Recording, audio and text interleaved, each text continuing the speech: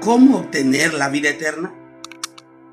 Un 27 de febrero del año 1998, Dios me dio la oportunidad a mis 7 años de poder bajar a las aguas bautismales y realmente comenzar mi experiencia en Cristo Jesús.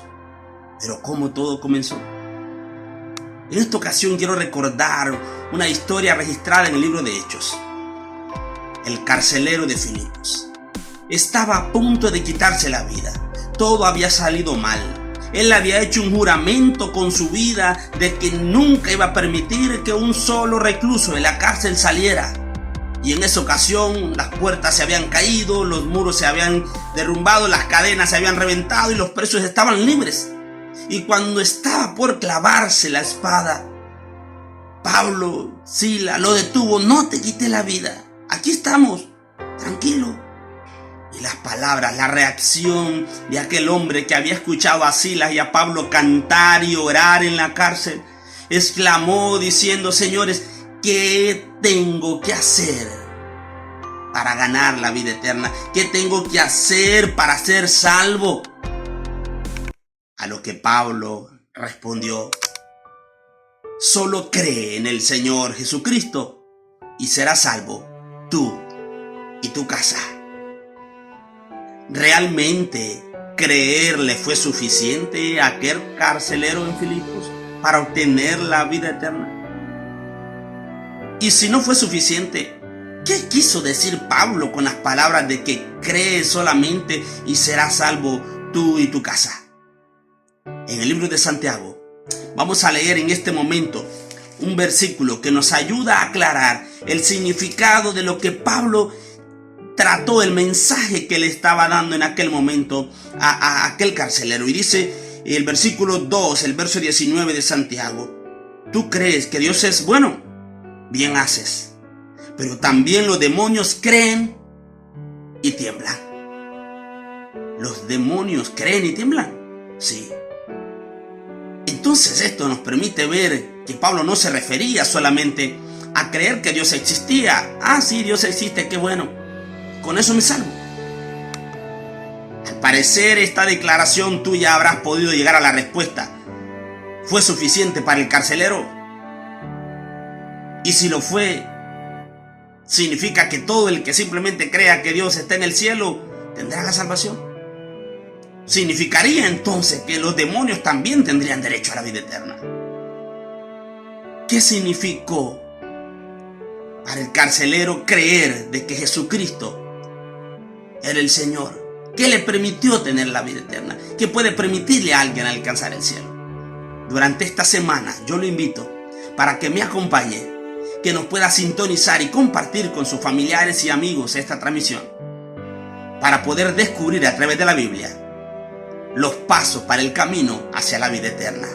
¿Qué nos dice el Señor? ¿Qué nos dice la Biblia? No se pierda ningún capítulo de esta serie. Acompáñanos, será de bendición. Paso número 1: creer.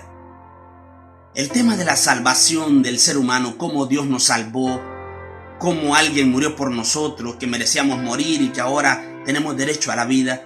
El tema está apenas así como rascado por encimita.